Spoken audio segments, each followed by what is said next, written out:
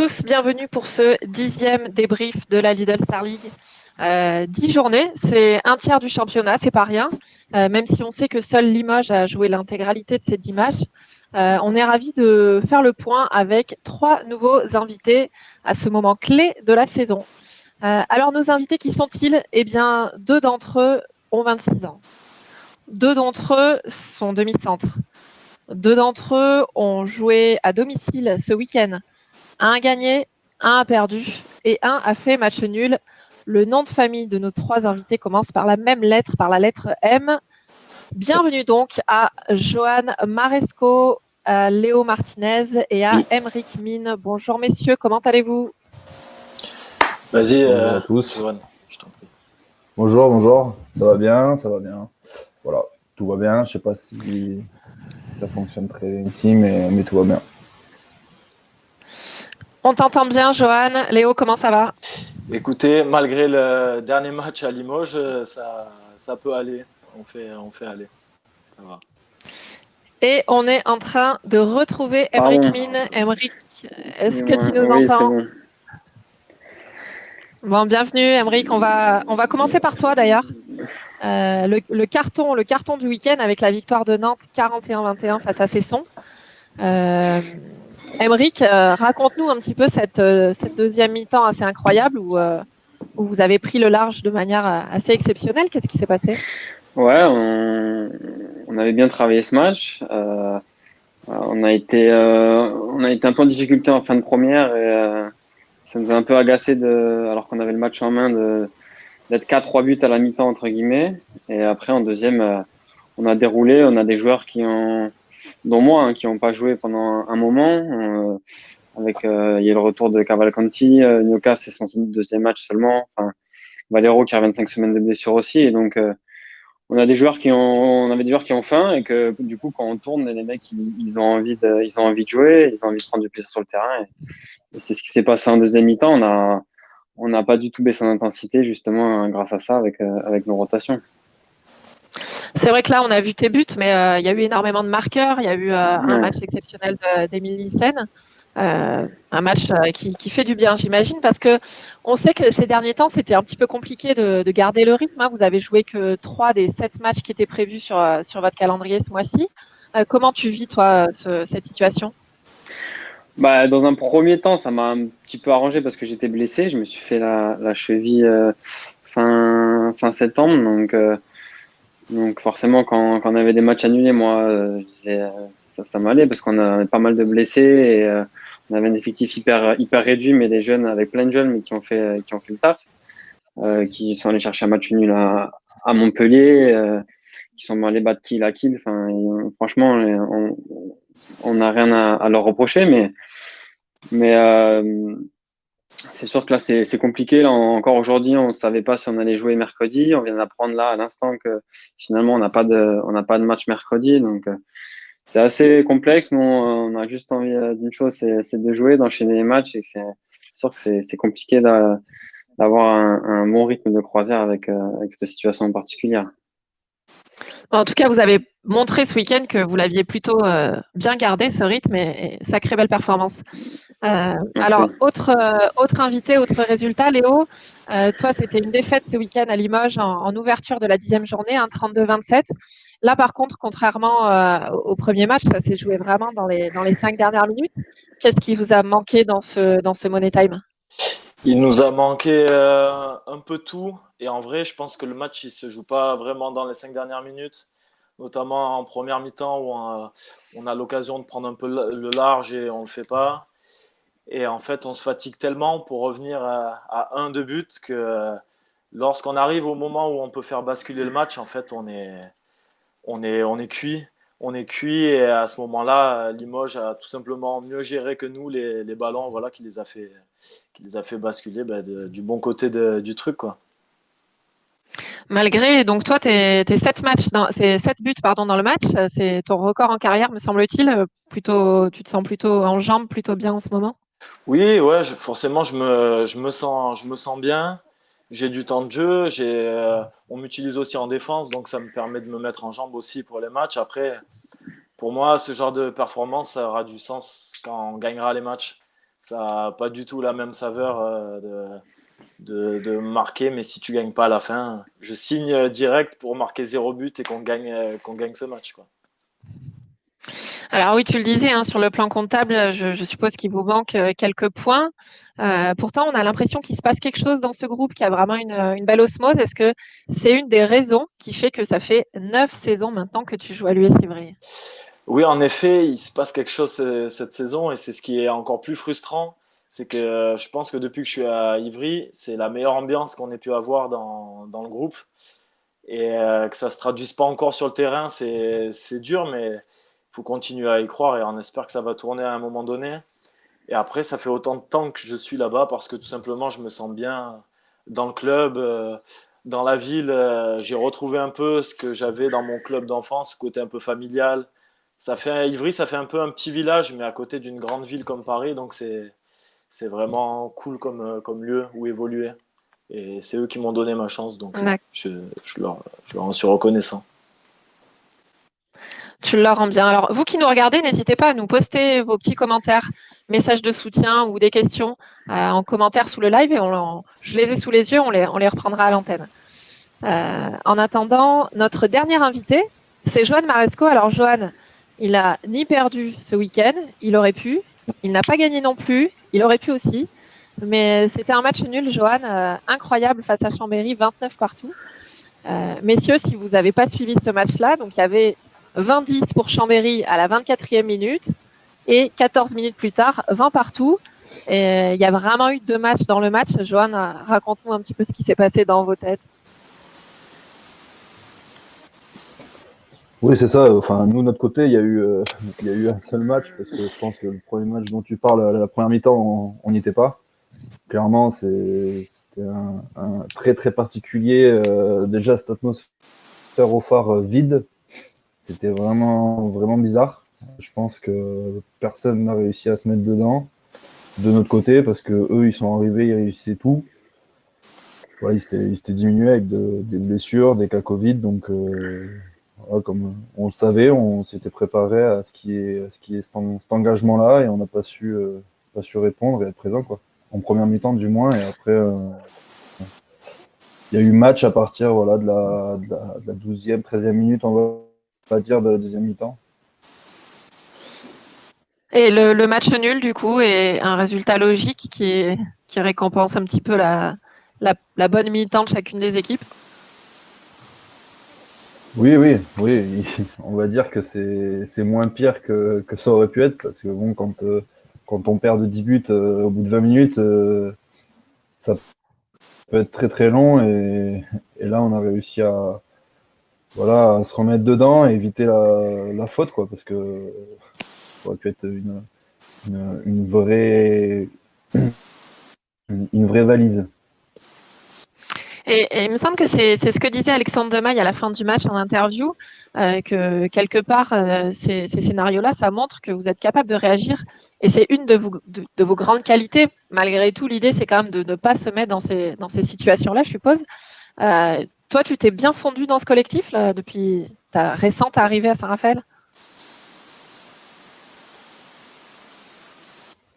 Oui, c'est un peu le souci, c'est que justement, j'ai l'impression qu'on joue qu'en réaction, donc ça serait bien de maintenant jouer dès la première minute et éviter d'attendre d'être dos au mur pour réagir, justement, et voir plutôt à l'inverse comment on gère quand on est devant. Ce serait bien une fois de voir ce que ça fait. Après, oui, je me suis bien fondu dans ce collectif. C'est vraiment, j'appréhendais un petit peu parce que ça faisait un petit moment que j'étais à Chambéry. Donc voilà, mais vraiment, de bons gars, on s'entend tous très bien, ça vit bien. Donc voilà, maintenant, il n'y a plus qu'à gagner des matchs pour être au top. Alors, je vais forcément te la poser, Johan, cette question. Qu'est-ce que ça fait de revenir à Chambéry, revenir dans ton phare, là où tu as été formé, là où tu as passé 6 très belles années, jouer dans ce contexte-là? C'était la première fois face à tes copains. Qu'est-ce que tu as ressenti?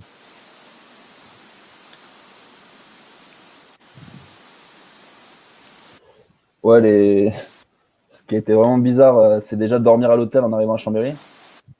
Ça, c'était vraiment étrange. Et puis, en arrivant dans le phare, d'aller dans le vestiaire visiteur aussi, c'était vraiment bizarre. Après, Est-ce que tu savais où il était? comme on dit, enfin, on est des professionnels. Oui, je l'ai trouvé. Après, je ne connaissais pas exactement le chemin qu'il fallait emprunter, mais j'ai trouvé.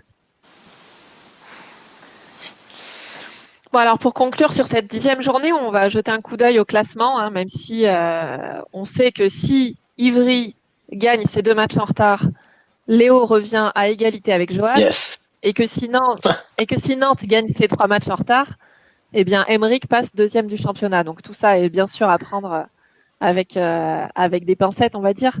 Mais en tout cas, on vous souhaite bonne continuation à tous les 3. Moi, je voulais revenir sur un petit point géographique parce que profitez qu'on vous ait tous les 3. On a donc un joueur qui est né dans le sud, qui vit en région parisienne. On en a un qui est né en région parisienne, qui est passé par le sud-ouest, par le sud, qui vit maintenant dans le Grand Ouest, à Nantes. On a Johan qui est passé par la Savoie, qui est originaire du sud-ouest, qui est maintenant sur la Côte d'Azur. Alors, question toute bête, imaginons on est dans 10-15 ans, vous prenez votre retraite. Où c'est que vous vous installez chacun? Vas-y, Emeric, je t'en prie. Des clubs que j'ai fait, je pense que je m'installe à Aix. M'installer à Aix, c'était vraiment un beau cadre de vie. Vraiment, c'était la météo quand je suis arrivé à Nantes, moi qui suis passé par Toulouse et Aix, c'était ça a fait mal à la tête l'année dernière. Mais c'était vraiment le seul point négatif parce qu'après sinon je m'épanouis vraiment beaucoup ici. Mais c'est si à la retraite je vais m'installer quelque part, ça sera pas à Nantes, ça sera plutôt dans le sud-est. Léo, est-ce que toi tu t'es habitué à la météo du Nord? Non, c'est impossible de s'y habituer. Évidemment que non. Je ne me suis pas habitué, mais je profite autrement. Je reste en intérieur. Mais dans 10 ans, à ma retraite, je pense que je serai plus du côté de la côte ouest, sud-ouest. J'aime bien un peu cette ambiance au bord de l'océan et tout. C'est mon truc. Je sais que j'aurai mes parents dans le sud-est, un petit pied-à-terre, et moi j'irai vivre dans le sud-ouest. Johan, le sud-ouest, c'est une région que tu connais bien. Oui, plutôt bien. Et j'y repars de temps en temps encore. Il y a de la famille encore là-bas, donc on y va de temps en temps. Et pour l'instant, c'est aussi là-bas que je me vois dans 10 ans. Après, ça fait que peu de temps que je suis sur la Côte d'Azur, donc peut-être que ça changera. Mais pour l'instant, oui, c'est le sud-ouest aussi. Bon choix. Ok, globalement dans le sud. Alors messieurs, Ouais. vous le savez, maintenant c'est à vous de poser les questions. Ça va être le moment carte blanche. Voilà, je vous ai demandé de préparer une question à l'un des 2 autres invités. On va commencer, pourquoi pas, avec Johan. Johan, quelle est ta question et à qui s'adresse-t-elle? Alors moi, ma question, elle est pour Emeric. La salle de Nantes, elle est connue pour être assez chaude, etc. Au niveau du public, il y a une certaine ferveur. Qu'est-ce que ça fait de jouer à huis clos? C'est pas trop compliqué. T'avais la même de se mettre question. dans le match, de s'échauffer, etc. La même question, punaise. Ah, Si, j'avoue, c'est hyper bizarre. C'était mon premier match hier à huis clos. À la H Arena, c'était vraiment hyper bizarre, hyper perturbant de s'entendre parler sur le terrain. Ça n'arrive pas souvent. Après, les supporters, ils nous ont mis des petits mots quand on arrive dans le vestiaire. Avant-hier, on avait un écran avec plein de commentaires pour nous encourager, etc. Et je suis encore à les remercier parce que je pense pas qu'il y ait beaucoup de public qui fasse ça. Il y a aussi une vidéo où quand c'était pas encore le 2e confinement, où ils sont baladés dans les rues de Nantes avec les drapeaux, les drapeaux dans toute la ville, etc. Donc ils sont vraiment extra et on a hâte de les retrouver parce que c'est sûr que c'est pas pareil. Alors là, après, c'était Cesson, sans rien enlever à Cesson, mais quand on va jouer Paris à huis clos dans un peu moins d'un mois là, ce mois-ci, ça va être compliqué. Enfin, ça va être différent en tout cas. C'est vrai. C'est vrai. Satisfait de la réponse, Johan? ouais, très bien. Bon. C'est vrai qu'on est tous à peu près d'accord de s'entendre parler, etc. Ouais. C'est vraiment bizarre. Ouais. Ou alors quand il y a des fausses ambiances derrière, une bande son qui passe, même ça, c'est bizarre. Ça, c'est l'enfer. Ouais, peut-être ça rend mieux à la télé ou quoi, je sais pas, mais en tout cas sur le terrain, c'est bizarre. T'as l'impression qu'il y a une contre-soirée à côté, enfin c'est bizarre. Il y a des petits réglages à trouver, chacun fait Ouais. Il fait tout ce qu'il peut pour vous mettre dans les meilleures conditions, c'est sûr. Oui, oui. Alors, Émeric, ta question carte blanche, à ton tour. Moi, j'ai une question pour Léo. Oui. Ouais, comme tu as dit, ça fait 9 ans que tu es à Ivry. Est-ce que tu comptes faire toute ta carrière là-bas? Voilà. Ah, bah, voilà. Ah, le salaud. Écoute, je me sens très bien à Ivry. Je voulais pas partir trop tôt parce que j'ai pu voir certains exemples de gens formés à Ivry qui ont voulu partir trop tôt et où ça n'a pas vraiment marché. Je savais que c'était à Ivry où j'allais avoir le plus de chances de passer certaines étapes. Et là, je suis encore bien à Ivry, mais j'espère dans l'avenir, je sais pas quand, découvrir autre chose. Ça serait cool. Pourquoi pas en France, pourquoi pas à l'étranger. Franchement, j'aimerais bien me servir du handball pour découvrir d'autres endroits. Ah, c'est une question en toute franchise, Émeric, satisfait de la réponse? Ouais, mais c'est pas trop mouillé quand même, mais oui, quand même. Ça va. Ah. C'est vrai, c'est vrai. Et il y a des gens qui regardent le live. Attention. Il y a des gens qui nous regardent et qui laissent des petits messages, et c'est des messages pour vous, hein, un message de Valentin. Ça nous frustre aussi de ne pas pouvoir vous acclamer en live, donc voilà, vos supporters ont hâte de vous retrouver.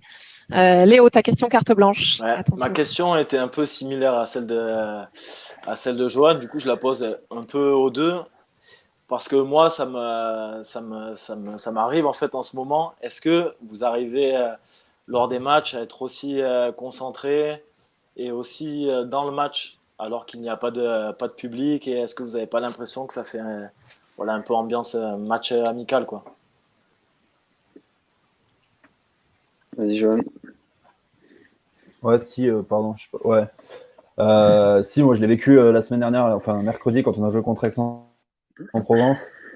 En arrivant à la salle et voir personne devant, tout éteint, comme si effectivement on allait à l'entraînement, quoi. Donc ouais, c'est vrai que c'est particulier et c'est vrai que c'est dur de se mettre dedans du coup. Ouais. Je valide la Ouais, réponse. ça fait bizarre. On dirait même pas un match amical, parce que les matchs amicaux, t'as quand même un peu de public, donc c'est même pire que ça. On dirait un match d'entraînement, un match d'opposition entre nous, carrément. Enfin, c'est un peu cette ambiance-là et c'est vraiment bizarre. Ouais. Voilà. Vous êtes d'autant plus méritant selon ce qu'on nous dit encore une fois dans les commentaires. Donc bravo à vous. Autre séquence, autre rubrique, les coups de cœur et les coups de gueule de nos invités cette semaine. Voilà. Alors on va mettre un petit peu de peps Allez, à Léo. cette émission. Alors Léo, ton coup de cœur de la semaine, s'il te plaît. Alors mon coup de cœur, tu aurais pu me faire commencer par mon coup de gueule, hein, mais bon. Mon coup de cœur, c'est le reportage sur Diego Maradona, qui est sur Canal+, de Asif Kapadia, qui est vraiment beau et touchant. Et en fait, je me suis rendu compte, après avoir appris son décès, que je connaissais pas vraiment sa vie, ce qu'il avait fait. Je connaissais un peu les grandes lignes, mais j'ai trouvé le documentaire complètement fou et un peu bouleversant. Voilà, quand il est à Naples, c'est la mafia, la drogue, les matchs. Et il arrive, ça m'a entre guillemets parlé parce qu'il arrive dans un club qui joue le maintien et il arrive à changer la mentalité de ce club et qui finit par gagner des titres. Et j'ai trouvé ça fou et qu'on peut s'en inspirer. Bon, bien sûr, il y a des choses peut-être sur le côté, niveau drogue. Mais j'ai trouvé le documentaire vraiment super sympa. Écoute, on te souhaite de marquer ton club comme Non, il a pu le faire. ça risque d'être chaud parce que j'ai pas le génie de Maradona, ça c'est sûr. Mais c'est une question de mentalité. Après, si tout le monde change sa mentalité, peut-être qu'on peut passer un palier, je sais pas. Bon, on va enchaîner sur les coups de cœur. Alors, le coup de cœur d'Emeric Mine cette semaine. Emeric. Bah déjà, moi, je suis d'accord avec Léo. J'ai regardé hier, je pense, 2-3 reportages sur Maradona parce que il te rend compte que je connais pas vraiment en fait le gars et sa carrière et donc c'était hyper intéressant. Ça m'a vachement intéressé aussi. Et sinon, mon coup de cœur, c'est beaucoup plus léger. C'est la réouverture des salons de coiffure. Je commençais à me faire chambrer de tous les côtés là, dès qu'il y avait. Ah bah on a quelques photos d'ailleurs. C'est pas moi, ça va, mais mais je commence à me faire chambrer par mon beau-frère, des amis, des gens qui travaillent au club là, que comme quoi ma copine savait pas couper les cheveux, ou enfin voilà. Donc là, je suis bien content d'y être allé tout à l'heure, et voilà, c'est mon petit coup de cœur du moment, parce que c'est très actuel. C'est tout frais, c'est tout récent. Johan, ton coup de cœur à toi.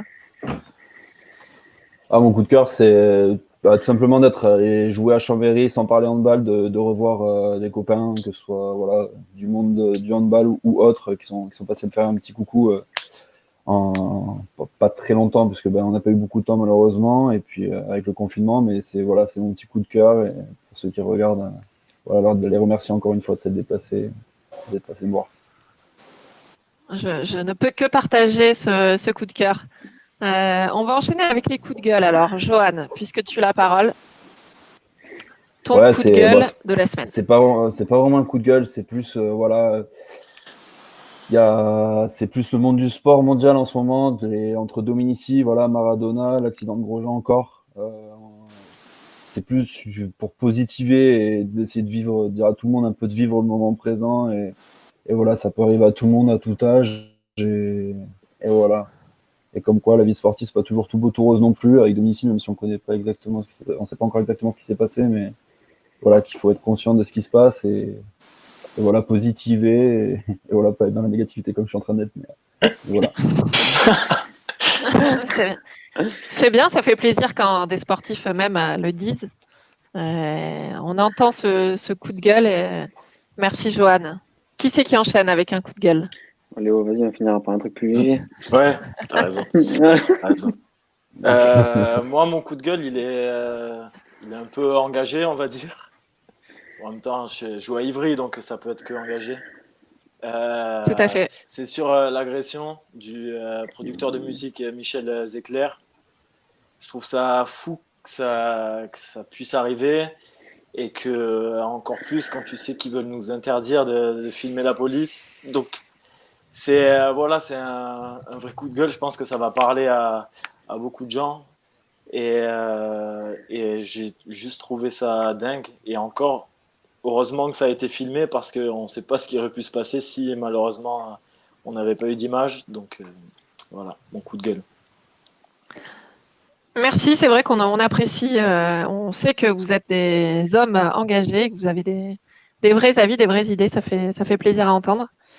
Et donc on va donner la main à Aymeric pour le dernier coup de gueule de la semaine. Moi, mon coup de gueule, c'est plus léger, hein, c'est un peu comme mon coup de cœur, c'est pas engagé du tout. C'est pas rien quand même, c'est pas rien, Aymeric. Ouais. Mon coup de gueule, moi, c'est contre Sony, parce que depuis la sortie de la PS5, j'ai pas réussi à m'en procurer une, donc voilà, je rafraîchis de temps en temps les sites, mais toujours pas. Donc, j'espère que pour Noël, j'aurai l'occasion. Je vois les stars qui en ont, et pour l'instant, c'est compliqué pour nous de s'en procurer. Donc voilà, c'était juste ça, même à offrir en cadeau ou quoi. Le message subliminal pour la copine. non. Bien joué. On compatit, Aymeric. Merci, mais je peux pas jouer en handball 21, du coup, je suis un peu déçu, quoi. Ouais. Bonne transition, merci, puisque vous savez que ce soir a lieu la suite du premier tour de la e-handball cup. Ça se passe sur la chaîne Twitch de la LNH. Ouais. Et ce soir, quelques affiches avec des gros clubs de Lidl Star League, avec la revanche. On a un Tremblay-Aix, on a la revanche entre Istres et Chambéry, on a des choses comme ça. Donc rendez-vous ce soir sur la chaîne Gaming LNH sur Twitch. Moi, je vais féliciter Dragan d'avoir gagné son premier tour, et il rencontrera. C'est Ivry, je crois, en plus, le prochain. Possible. Ouais, je crois qu'il rencontre votre gardien. Ouais. Aussi. Donc, voilà. Il devrait pas avoir trop de félicitations à lui. Félicitations à lui. On va suivre ça dans les prochaines semaines. En attendant, il est question de handball encore, bien sûr, le week-end prochain, avec un Cesson-Créteil. Ça sera le premier match de la journée. Ça sera jeudi. Ensuite, on aura un Montpellier-Chambéry. Attention, le Classico. Saint-Raphaël-Limoges pour Johan. Tremblay-Chartres. Ivry-Toulouse pour Léo. Aix-Nîmes et enfin le dimanche Dunkerque-Nantes pour Emeric et Paris-Istres qui vient d'être reporté, me semble-t-il. Donc on aura 7 matchs sur cette journée. Merci messieurs d'avoir été avec nous. Merci. On vous souhaite une bonne semaine. Et puis nous on se retrouve lundi prochain avec 3 nouveaux invités. Merci à tous, bye bye. Salut. Salut.